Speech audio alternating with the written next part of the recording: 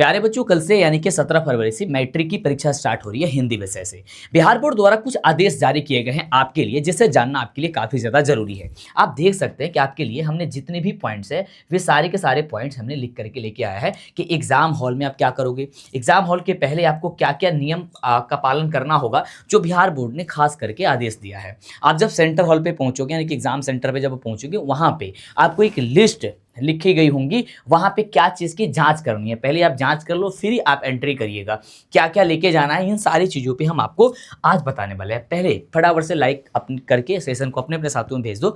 कोई डर है, कोई दिक्कत है, कोई परेशानी तो हमें अभी ही बता दो, ताकि उसमें वीडियो ला करके जैसे भी हो आपको पहुंचा सके और आपके सेंटर पे भी हम आपको पहुंचने वाले हैं। सबसे पहले बिहार बोर्ड की तरफ से एक आदेश जारी किया गया है कि परीक्षा सेंटर पर निर्धारित समय पर ही जाए। आपने देखा कि अभी इंटर के एग्जाम समाप्त हुआ, इसके पहले पिछले वर्ष मैट्रिक एग्जाम हुआ था, उसमें 1 मिनट और 2 मिनट के उससे हुआ क्या कि बच्चों का पूरा पूरा साल बर्बाद हो गया, पूरे साल बर्बाद हो गया। इसलिए आप अपने समय के अकॉर्डिंग, यानी कि जो लिखा गया है बिहार बोर्ड का, अभी फिलहाल एक बार फिर से ट्वीट किया गया, फिर से आदेश जारी किया गया कि इसका आप खास ख्याल रखेंगे।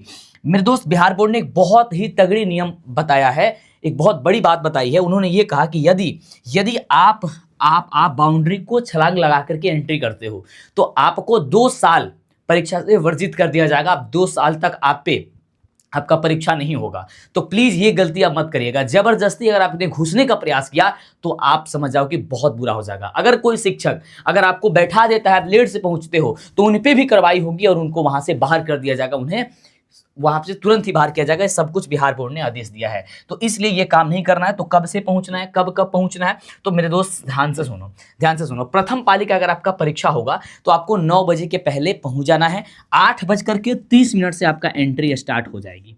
ठीक है, 8:30 से एंट्री स्टार्ट होगा, तो इसलिए सेंटर पे 8:30 बजे तक, ज़्यादा से ज़्यादा 8:30 तक पहुंचना, नहीं तो 8 बजे ही पहुंच जाइएगा, बहुत अच्छी बात रहेगी।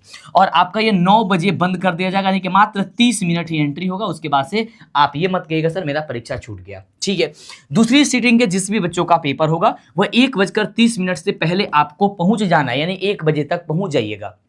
ठीक है, मैं आपके सेंटर पे पहुंचने की कोशिश करूंगा। आप सेंटर का नाम हमें कमेंट करके बता दो। मैंने बता दिया है कि जो भी बच्चे अभी गोपालगंज से हैं, तो गोपालगंज में हम काफ़ी जगह जाने वाले हैं, जैसे साहूजान जाने वाले हैं, विजन को इंटर कॉलेज है, माझा जाने वाले हैं, हथुआ जाने वाले हैं, मिर्गन जाने वाले हैं, थावे जाने वाले हैं, है ना, बहुत जगह पे जाने वाले हैं, आपसे मिलेंगे। उसके बाद बिहार बोर्ड ने क्या आदेश जारी किया, क्या आपको करके रखना होगा। देखो, टाइम पर विशेष का ध्यान रखना मेरे दोस्त। देखो, पेपर पे आपको करते टाइमिंग, जब आप एंट्री कर लोगे, एंट्री करने के पहले एक बात छोटी सी बता देते हैं। जब आप एंट्री करोगे ना, गेट के सामने एक पर्ची टांगी गई होगी, चिपकाई हुई दीवार पे, उसमें अपना रोल कोड रोल नंबर के अकॉर्डिंग, ठीक है, रोल कोड रोल नंबर के अकॉर्डिंग आप ये जांच कर लीजिएगा कि आपका जो एग्जाम है वो किस जगह पे, किस रूम में, किस हॉल में आपका है। तो वहां पे ही आप बैठिएगा, अपने सीट पे ही बैठिएगा, ये बात ध्यान रखिएगा। ठीक है, अपने साथ एक आईडी कार्ड के रूप में आप आधार कार्ड जरूर लेके जाइएगा। एडमिट कार्ड तो जाएगा ही आपके साथ, लेकिन आधार कार्ड जरूर लेके जाइएगा और एडमिट कार्ड पे पन्नी चढ़ा लीजिएगा अगर आपने नहीं चढ़वाया है तो। एग्जाम हॉल में जब आप पेपर लिखने जाइएगा तो खासकर ऐसे ही बच्चे बैठे रहेंगे। ठीक है, ऐसे ही बच्चे बैठे रहेंगे आपके पीछे, कहीं पे ताक झाक करने की कोई जरूरत नहीं है। ठीक है, आपको ऑब्जेक्टिव सबसे पहले कर लेना होगा। जो भी ऑब्जेक्टिव होगा उससे पहले ऑब्जेक्टिव आप बना लीजिएगा, है ना, 1 घंटे आधे घंटे के अंदर जो भी है, एक सवा घंटे के अंदर बना लीजिएगा। फिर सब्जेक्टिव आप लिखिएगा, लेकिन सब्जेक्टिव में ज़्यादा लंबा लिखने की कोशिश मत करिएगा। बहुत सारे बच्चों के मन में सुने होंगे या किसी से सुने होंगे कि जितना ज़्यादा लिखोगे नंबर उतना ही ज़्यादा मिलेगा। ये गलत है, ये गलत है मेरे बच्चों। बिहार बोर्ड ने यह आदेश जारी किया है, बहुत अच्छी बात है, कि आपको स्टेप वाइज मार्किंग होगी। यानी कि आपने 5 नंबर का प्रश्न है और आपने लास्ट पॉइंट छोड़ दिया है और 2-3 नंबर का भी लिखा है, तो पूरा नहीं काटा जाएगा, 2-3 नंबर दे दिया जाएगा। तो परीक्षा में क्वेश्चन को छोड़ के तो नहीं आना है। आधे प्रश्न का जवाब देना है तो वही प्रश्न पहले करेंगे जो प्रश्न में आपको पूरी तरीके से पता होगी कि भाई हमें ये आंसर पता था, तो हम आपको वही लिखना है। अगली बात मेरे बच्चों ध्यान दीजिएगा, चीट पुर्जा लेकर के कभी ना जाएंगे। चीट पुर्जा लेकर के सख्त मना है, नहीं लेके जाएंगे। अगर आप चीट पुर्जे के साथ पकड़े जाते हैं तो आपको 2 से 3 सालों के लिए परीक्षा से बाहर कर दिया जाएगा। आप पिछले अगले 2-3 साल तक पेपर नहीं दे सकते हो। ये बहुत दुख की बात होती है किसी बच्चों के लिए कि वो 2-3 साल तक पेपर ही नहीं दे सकता। तो प्लीज ये बात आप मत करिएगा। आपको इतना पढ़ा देंगे, आपको इतना जानकारी करा देंगे कि आप जो आपको रात को पढ़ाएंगे, सुबह में पढ़ाएंगे, वो सीधे पेपर में आएगा। तो शाम को 6 बजे बस आप क्लास में आ जाओ, अंतिम धाड़ के सेशन में, भाई सारा टेंशन तुम्हारी छूट जाएगी। जो पढ़ा देंगे पेपर में हो जाएगा, तुम उसका टेंशन छोड़ दो। चीट करते पकड़े जाने पर तुरंत ही उसे 3 साल के लिए एक्सपेंड कर दिया जाएगा कि वहां से सुरक्षित से बाहर कर दिया जाएगा और अगले 3 साल तक परीक्षा नहीं दोगे। मैंने आपको बताया। अपने बेंच या डेस्क को अच्छे तरह से जरूर देख ले। जब भी आप जिस सीट पे आप बैठो तो प्रतिदिन ये कार्य करिएगा कि अपने बेंच में हाथ लगा करके ऐसे ताक झाँक करके अच्छे से चेक कर लीजिएगा कोई ऐसा बच्चा तो नहीं है। मान लें आपने फर्स्ट सीटिंग में पेपर है, आपने देख के चला गया, सेकंड सीटिंग वाला बच्चा आया, वो सीट पुर्जा लगा के चला गया, फिर कल तुम आओगे जांच नहीं किया, बैठे अधिकारी आए चेक करेंगे, पता चलेगा तुम पकड़े जाओगे। वहां पे रोगो चिल्लाओगे मेरा नहीं है, ट्रैफिक में लागो, ऐसे कुछ मतलब नहीं होता है। समझ रहे हो? तो इसलिए इन सारी बातों को ध्यान रखना है, ठीक है। चित पर्ची को डेली प्रतिदिन चेक करना है, ठीक है। अपने पैरों के आसपास चेक करते रहिएगा बार बार। और कोई अधिकारी यदि आएगा तो उसके सर की तरफ मत देखते रहिएगा ऐसे, हाँ आए हैं देखते हैं आप कैसे हैं, बढ़िया हैं कि कैसे हैं, स्वस्थ हैं, अच्छे दिख रहे हैं कि नहीं दिख रहे हैं, कुछ नहीं। पेपर देने आए हो, कोई अधिकारी एंट्री करेगा, ऐसे ऐसे जांच करेगा, ऐसे ऐसे करके देखेगा, ठीक है। देखेगा तुमसे खड़ा करा कर तुमसे एकदम बिल्कुल बिना डरे जो पूछेगा उसको बताना, फिर चला जाएगा वो आराम से। लेकिन उसके सर की तरफ, उसके मुख की तरफ मत देखिएगा, है ना। उन्हें डाउट हो जाएगा कि आपकी गलत है, तभी तो आप चौकन्ने हो रहे हो, ठीक है। तो आप ऐसा कभी कार्य न करिएगा। परीक्षा के दौरान किसी से बात ना करें कभी भी। अगर परीक्षा हॉल में किसी से बात करते हो तो समझते हो कि बहुत सारे सेंटर पे टेंट लगाया गया होगा, टेंट लगाया जाता है, समझ रहे हो। अब जो बात करोगे ना, जिस रूम से ज्यादा आवाज आएंगी उस रूम के बच्चों को क्या किया जाता है, बाहर टेंट में बैठा दिया जाता है, जाकर वहां पेपर दो। समझ रहे हो? तो ऐसी गलती मत करो। हमारे साथ ऐसा हुआ है, हम लोग के रूम में बात कर रहा था सब, भाई साहब प्रत्येक दिन चेंज हो जाता था। आज इस रूम में बैठे थे, कल उस रूम में, कभी टेंट में, कभी कहीं कभी कहीं। इतने बदमाश बच्चे हो जाते हैं कि उसका मतलब है नहीं है। पहले दिन पेपर दे तो उनका माहौल पता चल जाता है कि कुछ होता नहीं है, है ना। तो ये गलतियां मत करिएगा। टेंट में बैठे हो समझ लो कि ऐसे ही डर के दिमाग खराब रहेगा पहले ही, है ना, प्रेशर हो जाएगा एक ऊपर से। तो इसलिए सावधानी पूर्वक क्लासरूम में बैठ रहे हो, चुपचाप बैठ करके एग्जाम दो, ठीक है। जो भी हो मेरे सीट में रंगना, अच्छे से रंगना, ठीक है। इस चीज को ध्यान देना है। डन है मेरे दोस्त? एक सबसे जरूरी बात, ये आपका क्वेश्चन पेपर है, ऐसे ही मिलेगा। तो क्वेश्चन पेपर होता क्या है, अक्सर बच्चों का 99.99% बच्चों का ये गलत काम है और उनके कारण उसे परीक्षाओं से बाहर किया जा सकता है।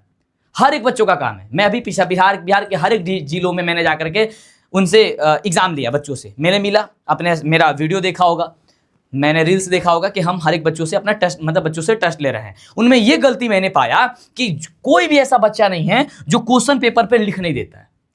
अगर ऑब्जेक्टिव है तो सबसे पहले क्वेश्चन में पेपर पर टिक मारता है, ए का बी, दो का सी, तीन का डी, चार का डी। भाई ऐसा नहीं किया जाता। अगर आपने क्वेश्चन पेपर पे लिखोगे तो ऐसा अधिकारी का, ऐसा किसी व्यक्ति का मानना होगा कि आपने क्या किया है कि किसी दूसरे से टिक मरवा करके आप क्वेश्चन पेपर ले लिया है, अपना क्वेश्चन उसको दे दिया है। अब आप कहोगे सर उसका तो कोड अलग होता है। तो भाई 10 कोड अलग होता है। मान लो कि आप ए नंबर आपका सेट कोड मिला है और 10वें नंबर बच्चों का भी ए मिला है, तो आपने हो सकता है कि उस बच्चों से ट्रांसफर कर लिया हो सकता है, क्योंकि उसका आपका तो सेम है। बी वाले का ना अलग होगा भाई नंबरिंग। तो इसलिए ऐसा लगेगा कि आपने उस बच्चों से जिसका सेट कोड ए है और आपका भी ए है, आपका भी है तो उसका भी है, तो आपने उससे ले लिया होगा। तो आप क्वेश्चन पेपर पे कोई भी कार्य नहीं करेंगे। कार्य कहां करेंगे? रफ कार्य कहां करेंगे? आपको वो रफ कार्य के लिए पेपर मिलेगा? नहीं, रफ कार्य के लिए पेपर भी नहीं मिलेगा। तो फिर क्या करेंगे? तो मेरे बच्चों रफ कार्य के लिए आपको क्या करना है, कॉपी के सबसे लास्ट में इतनी मोटी कॉपी मिलेगी आपको, उस मोटी सी कॉपी के सबसे लास्ट में आपको रफ कार्य करना होगा और लिख देना होगा रफ कार्य अपने कॉपी के अंतिम पेज पर। अंतिम पेज से स्टार्ट करिएगा, वहां पे रफ कार्य करिएगा। जब भी रफ कार्य हो जाएगा ना तो इस तरीके से लाइन देखना ध्यान से, इस तरीके से, इस तरीके से, इस तरीके से, इस तरीके से काट दीजिएगा। अब इसको पूरा गोल गोल मत काटिएगा और यहाँ पे ऊपर लिखा रहेगा रफ कार्य, ठीक है, रफ कार्य, ठीक है। जिससे टीचर जब आपकी कॉपी चेक करेंगे तो उनको समझ में आए कि आपने रफ कार्य किया है, ठीक है। तो ये खास ख्याल रखना है, क्वेश्चन पेपर पे भूल के भी गलत काम मत करिएगा, उस पर टिक मत करिएगा, उस पर लिखिएगा मत, उस पर सोल्यूशन मत करिएगा। समझ गए मेरे बच्चों? नेक्स्ट देखो, जूता मोजा पहन करके ना जाए। गर्मी का मौसम अब आ चुका है, ठंडी जो थी थोड़ा लग भी रहा है, लेकिन फिर भी आपको जूता मोजा इस बार जाने नहीं दिया जाएगा। ये ध्यान रखेंगे। तो आप जूता मोजा पहन करके नहीं जाएंगे। आप ज़्यादा सा फॉर्मल जो शर्ट होता है, पैंट होता है, वही पहन के जाइएगा। ज़्यादा सा जेब वाला आप पहन लेते हो, है ना, कई बार ऐसा होता है कि बहुत ज़्यादा जेब होता है ना किसी शर्ट वगैरह में, पैंट वगैरह में, तो उसे पहन लेते हो। तो ऐसा ना करोगे, समझ रहे हो? तो इस चीज़ का खास ख्याल रखोगे। ऐसे ही आपकी भी जाँच होंगी जब आप कल पेपर हॉल में जाओगे, जब एग्जाम हॉल में जाओगे। ये काम डेली होगा, डेली होगा। कोई भी मोबाइल, कोई भी इलेक्ट्रिक चीज, कोई भी चीज लेके नहीं जाओगे। घड़ी भी, ये मेरा सुई वाला घड़ी पहना हूं, तो ये हो सकता है कि जा सकता है, बट इसका भी कई जगह उतरवा दिया जाता है। तो इसका खास ख्याल रखेंगे। समय पे आप पहुंचेंगे, समय पे पहुंचेंगे। क्लासरूम में आपका घड़ी लगा होगा, अगर नहीं लगा है तो इमीडिएटली जाकर के क्लासरूम में बोलिएगा कि पहले आपको घड़ी लगाइए यहाँ पे, और घड़ी लगेगा वहां पे चालू वे में देखिएगा सही से टाइम चल रहा है कि नहीं चल रहा, और फिर टाइम देख करके उस टाइम के अकॉर्डिंग आप करिएगा। नहीं तो टीचर होंगे वहां, वो आपको टाइम बताएंगे, उनसे पूछ करके टाइम पे ही अपना कार्य करिएगा। बहुत सावधानी से, आपकी जीवन की सबसे पहली सीढ़ी है मेरे दोस्त। हमारी शुभकामनाएं हैं, माँ से प्रार्थना करेंगे, भगवान से प्रार्थना करेंगे कि आपका रिजल्ट, आपका पेपर बहुत अच्छा जाएगा। माँ सरस्वती आपके बुद्धि को बहुत अच्छे बनाएंगे और आप शांत स्वभाव से, शांत अच्छे से एक आदर्श छात्र की भांति अपना पेपर दोगे। हमारी शुभकामनाएं आपके साथ है, आप पेपर में बहुत अच्छा करके आओगे, ये गारंटी है। बस आप अपने रिवीजन पे ध्यान रखिएगा, टेंशन और प्रेशर मत लीजिएगा। टेंशन और प्रेशर से जो याद की चीज भी भूल जाओगे, कुछ भी नहीं होगा पेपर में, बहुत आसान होगा। ऑल इज वेल, सब कुछ ठीक होगा मेरे साथी। मैं आपके सेंटर पे आपके हौसला बढ़ाने के लिए, आपकी रिवीजन, आपके क्वेश्चन को कोशिश करूंगा कि ज्यादा से ज्यादा आपके क्वेश्चन एग्जाम में टच करे। सिर्फ मेरी ये क्या 2 क्लास है, अभी आ रही है शाम को 6 बजे मेरी दहाड़ की क्लास, अंतिम दहाड़ की क्लास, तो आप उसमें जरूर जुड़िएगा। सुबह 4 बजे मैं क्लास लेके आऊंगा, जिसमें आपको अंतिम आशीर्वाद दूंगा, यानी एक बार फाइनल रिवीजन कराऊंगा, फिर आपको पेपर हॉल में बैठा दूंगा। ठीक है मेरे दोस्त, मिलते हैं आपसे अगले वीडियो में। Thank you so much, love you, take care, bye.